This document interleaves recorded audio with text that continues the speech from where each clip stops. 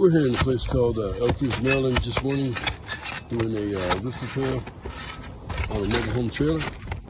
One of the homeowner's relatives, I guess, took it upon themselves to do a roof replacement here, and they're having leaks because a lot of the shingles are improperly installed, as you can actually see. So what you see is our technician removing the shingles around the skylights right now.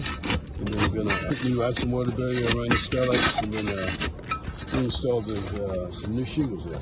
We kind of have the same issue over here. It's a rear bedroom, and there's a leak in a 10 by 12 area here.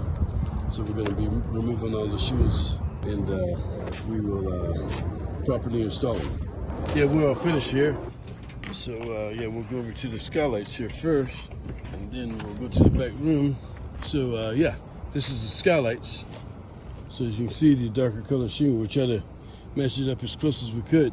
We reflashed the skylights, and we've got the cap shingles on this side here. And then coming on over here is where we did the leak in the rear bedroom in the darker colored area. You shouldn't have any more leaks here now. So yeah, we got everything all nice and tight for you here. Okay, over and out.